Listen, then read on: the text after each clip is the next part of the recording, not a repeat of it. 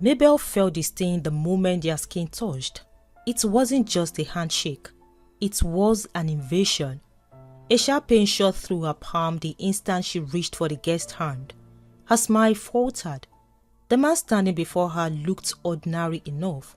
He was dressed neatly, smiling politely like every other guest who had come to celebrate her wedding day. Around them, music filled the reception hall. Guests laughed. Camera flashes lit up the room. Everything felt normal. Everything except the sudden pain crawling through Mabel's hand. Then she saw them. Thorns. Dark, twisted thorns wrapped around the guest's fingers. They looked sharp enough to tear flesh. For a split second, Mabel could have sworn they were growing right before her eyes. Her breath caught. The man continued smiling. "Congratulations," he said warmly. Mabel blinked. The thorns vanished. His hand looked completely normal again. She stared at him. Had she really seen that? Or was exhaustion finally catching up with her? The weeks leading up to the wedding had been chaotic. Endless planning, family visits, last-minute preparations. She had barely slept. Maybe stress was playing tricks on her. Maybe her mind was simply overwhelmed. So she forced a smile. "Thank you." The guest nodded and moved on. Mabel watched him disappear into the crowd. A strange uneasiness settled inside her chest. Something about that encounter felt wrong. But this was her wedding day, the happiest day of her life. She wasn't about to let a strange moment ruin it. So she ignored her spirit's warning. That night, she forgot all about the man. At least she thought she did, until the pain returned. It started as a dull ache in her right hand while she was removing her wedding jewelry. She rubbed her palm. The discomfort remained. "What's wrong?" Nelson asked. "My hand hurts." "From all the handshakes?" Mabel laughed. "Probably." The answer made sense. They had greeted hundreds of people throughout the day. She dismissed it and went to bed. The next morning, the pain was still there. Not severe, just strange. The ache seemed to sit deep inside her hand. Days passed. The pain remained. A week later, Mabel noticed something else. Her hand felt unusually heavy. Not swollen, not numb, just heavy, as if she had been carrying something for hours. By the end of the second week, the heaviness had spread beyond her hand. Sometimes it reached her forearm. Other days, it felt like tiny needles were moving beneath her skin. Nelson insisted she see a doctor. The doctor examined her carefully. Blood tests were ordered. Everything came back normal. Nothing unusual, the doctor said. Mabel frowned. "What do you mean nothing unusual? My hands hurt constantly." The doctor smiled politely. "Stress can produce physical symptoms." She left the hospital unconvinced, but she wanted to believe her. Stress was easier to accept than anything else. Unfortunately, the pain continued. She visited another hospital, then another. Different doctors, different tests, different opinions, always the same result. Nothing, no nerve damage, no fracture, no explanation. Yet every day, her condition worsened. She struggled to perform simple tasks. Holding a spoon became difficult. Brushing her hair became exhausting. The pain was no longer occasional. It was constant. At night, she often cried quietly after Nelson fell asleep. Not because of the pain alone, because of the fear. Nobody could explain what was happening. And uncertainty can sometimes be more frightening than bad news. The illness was beginning to affect their marriage, not through arguments, through helplessness. Their honeymoon had never really happened. Their first month as husband and wife had become a series of hospital visits and sleepless nights. One evening, Nelson found her sitting alone in the living room. Tears streamed down her face. He sat beside her immediately. "What happened?" Mabel shook her head. "I don't know how much longer I can do this." Nelson pulled her close. We'll figure it out. What if we don't? He didn't answer immediately. For the first time, he looked scared too, and that frightened Mabel even more. A few days later, her mother came to visit. The moment she saw her daughter, concern filled her eyes. Mabel looked nothing like the woman who had danced joyfully at her wedding 2 months earlier. She had lost weight.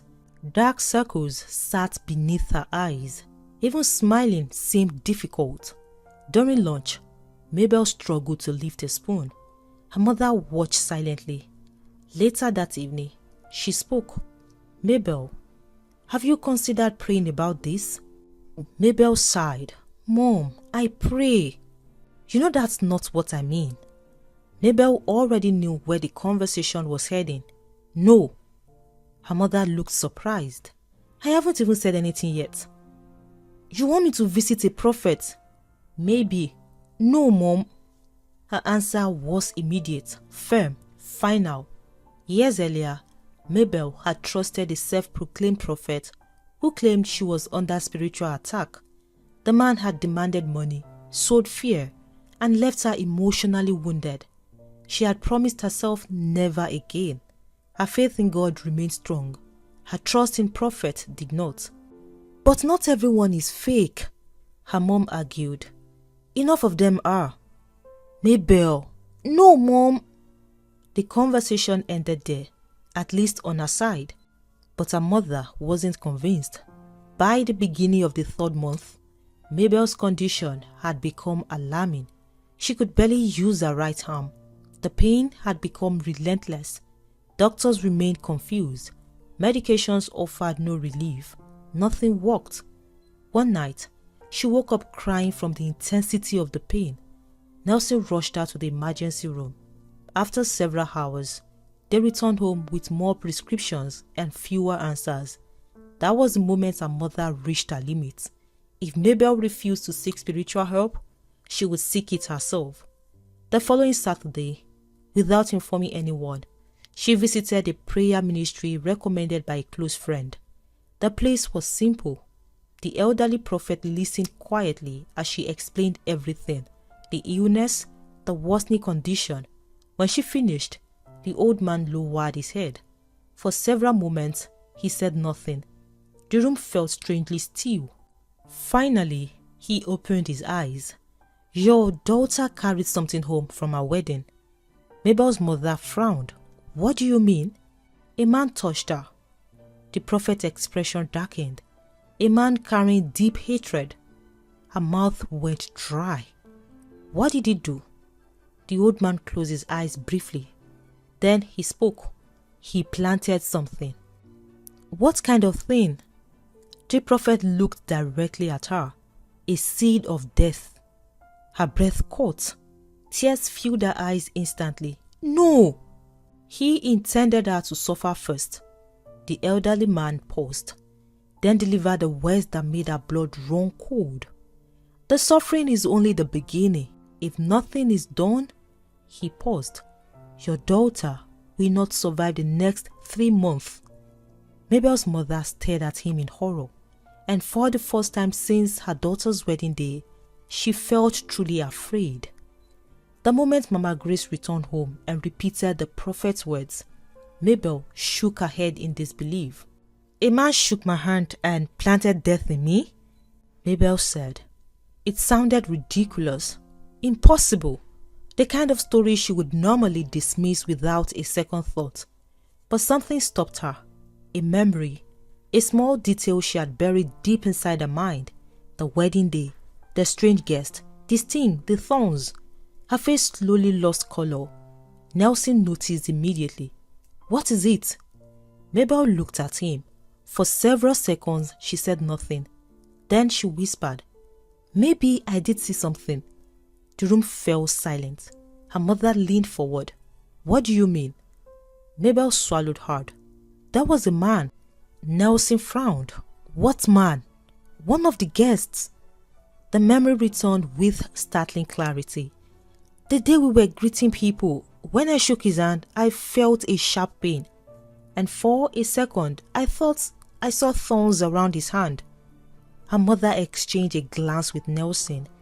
The prophet said it started with a handshake. Nelson stared at her. Why didn't you tell me? Because it sounded crazy. I thought I imagined it. You should have told me. The room became quiet. Nobody could ignore the connection. That evening, an idea occurred to Nelson. The wedding video. Mabel looked up. The video? Nelson nodded. If there really was someone suspicious, maybe we can identify him. For the first time in weeks, hope appeared inside the room. The next morning, Nelson contacted their wedding videographer. Within hours, they received access to the raw footage.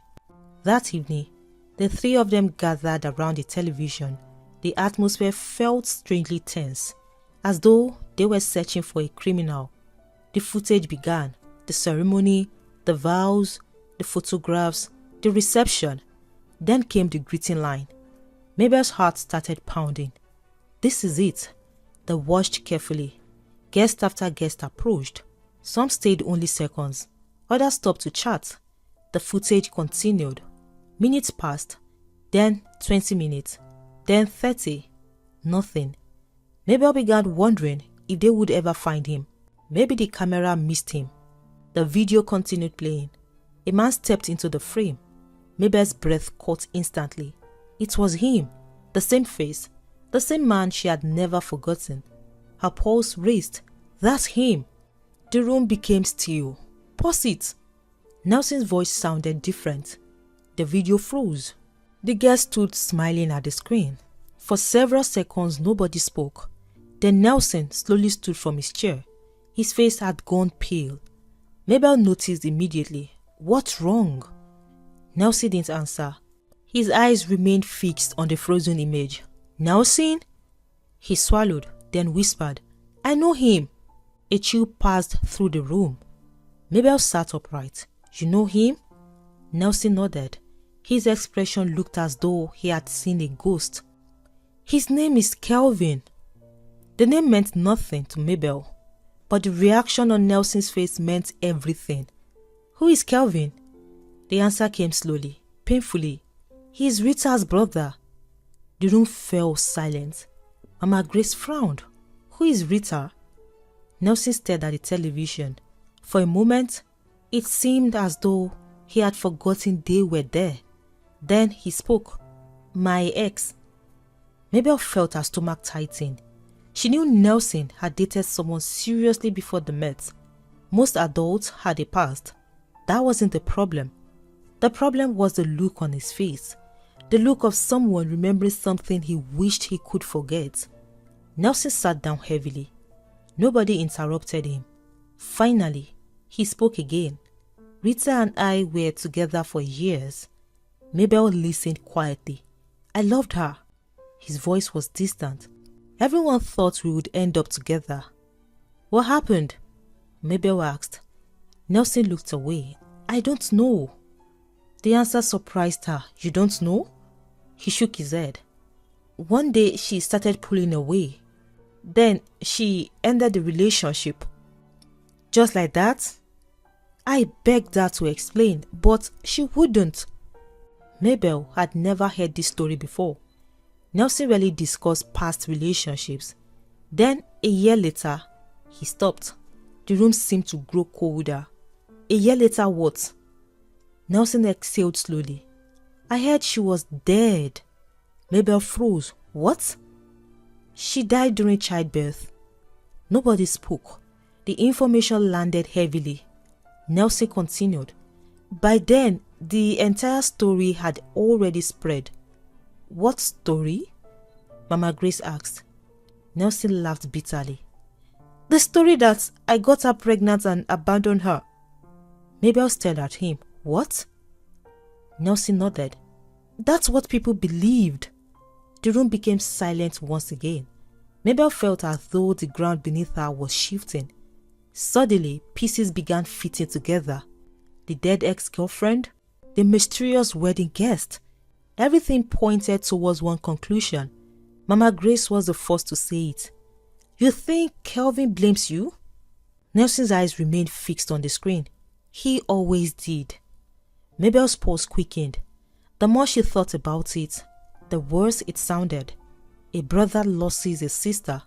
The entire community believes a man abandoned her during pregnancy. Years later, that same man gets married, and suddenly, the bride becomes mysteriously ill. The connection was impossible to ignore. Mabel slowly turned towards her husband. Questions filled her mind, questions she didn't want to ask. Nelson? He looked at her.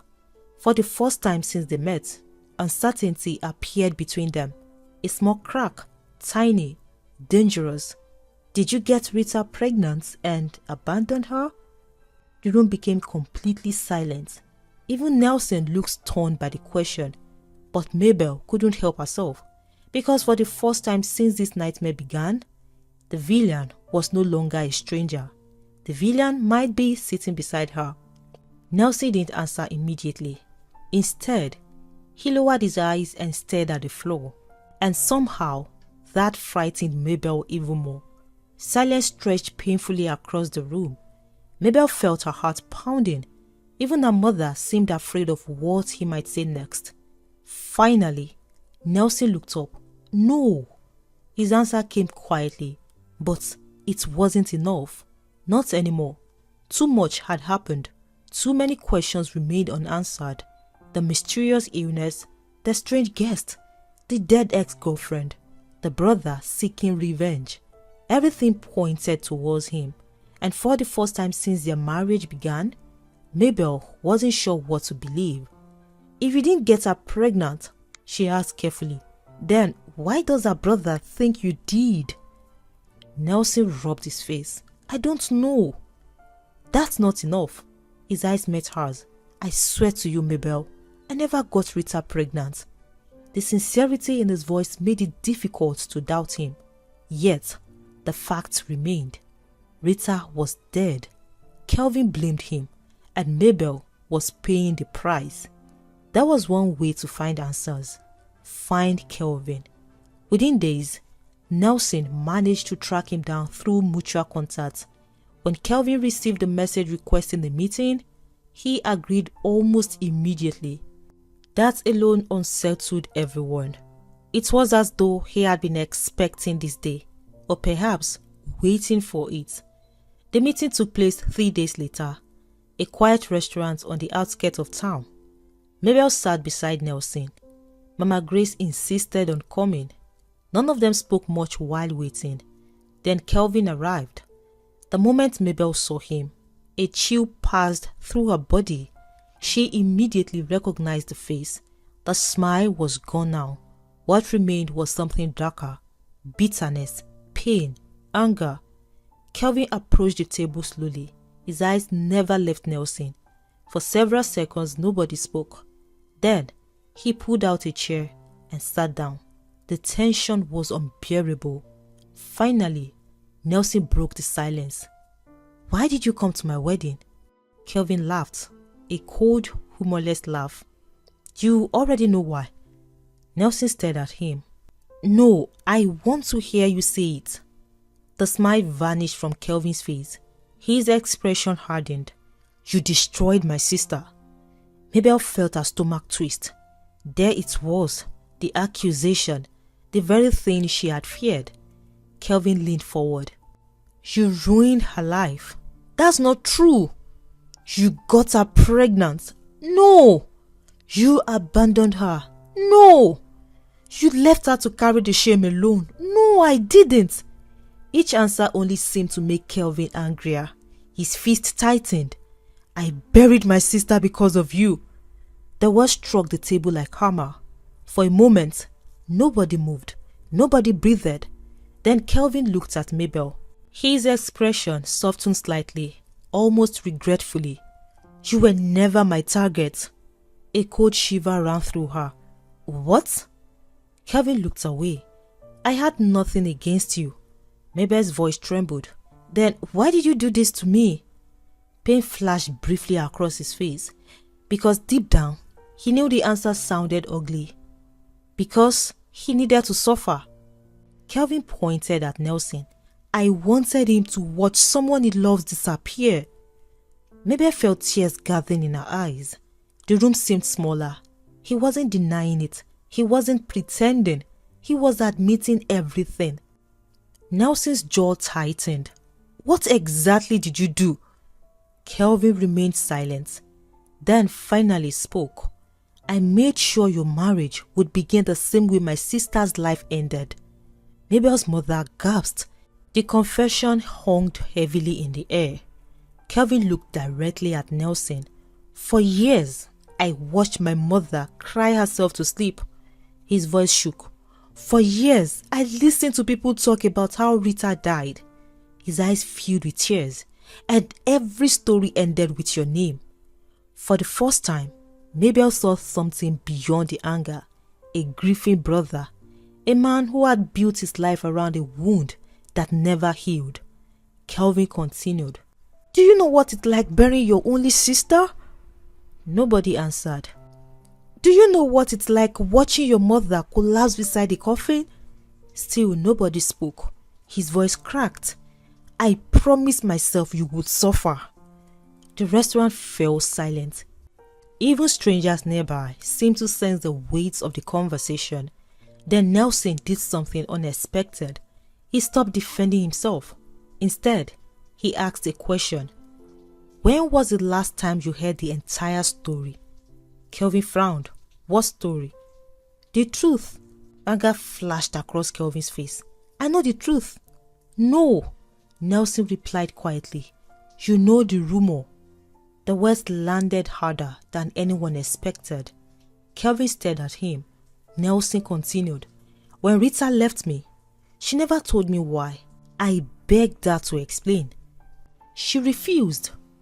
I thought she had simply stopped loving me. He swallowed. So I let her go. Kelvin's expression began to change, slightly, almost imperceptibly. Nelson continued. Months later, I heard she was pregnant. So I went looking for her. Nelson's eyes drifted somewhere far away. I wanted answers. His voice softened. Not because I thought the baby was mine. That caught Kelvin's attention immediately. What do you mean? Nelson reached into his bag. Then he pulled out an old envelope. The paper had yellowed with age. Kelvin frowned. What is that? Nelson stared at it. A letter Rita sent me. Kelvin's expression changed. For the first time since arriving, uncertainty appeared in his eyes. Nelson slowly removed the folded pages. I kept it because I couldn't bring myself to throw it away. His hands trembled slightly. Then he passed the letter across the table. Kelvin hesitated. Slowly, he opened it and began reading. The further he read, the paler he became. His hands started shaking. Mabel watched his face carefully. Shock, confusion, disbelief, then heartbreak. Tears filled his eyes. No! His voice was barely audible. The letter explained everything. Rita had written it before her death. She confessed that she had been unfaithful. She confessed the child was not Nelson's. She confessed she had broken up with him because she couldn't bear the guilt of watching a good man build a future on lie. Most painfully of all, she admitted she never stopped loving him. The tears were now running freely down Kelvin's face. He stared at the pages, reading them again and again, as though hoping the words would change. They didn't. The truth remained. Everything he had believed for years had been wrong. The hatred that had fueled Kelvin's revenge suddenly had nowhere to stand. Its foundation was gone, destroyed by the truth. For a long time, nobody spoke. Then Kelvin covered his face and cried. Years of grief poured out of him. Years of anger, years of regret. Mabel found herself crying too. Not because she hated Kelvin, but because she finally understood him. He had spent years fighting a monster that never existed. When he finally looked up, his eyes were red. His voice was broken. I am sorry.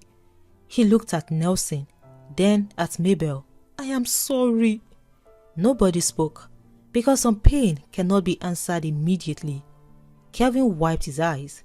Then he revealed something he had never intended to reveal. He explained everything: the ritual, the curse, the object used to carry it, the place where it had been hidden. And before leaving that day, he agreed to help undo everything he had done. For the first time in months, Mabel felt hope. The process of breaking the curse began the same week, and something remarkable happened. The pain started fading, slowly at first, then steadily. Each day brought improvement.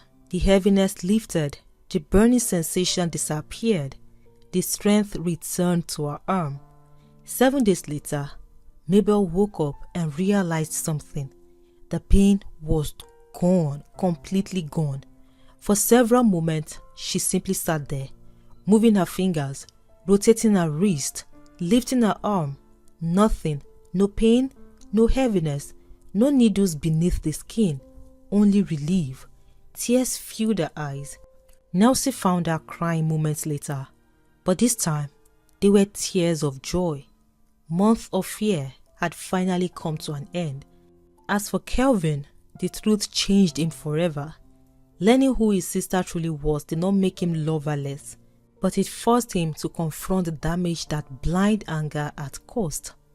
He spent years chasing revenge, only to discover he had been punishing the wrong man, and in doing so, he nearly destroyed an innocent woman. Sometimes, the greatest danger is not hatred itself. It is hatred built upon a lie. And sometimes, the quiet voice inside us sees what logic cannot explain. Mabel ignored that voice on her wedding day. She dismissed what her spirit had seen. She never made that mistake again, because not every danger announces itself loudly. Sometimes it arrives smiling, with an outstretched hand, and thorns hidden beneath it. I hope you enjoyed today's story. There is more to enjoy right here on your screen. Click to watch the next story now. I'll see you in the next one. Goodbye.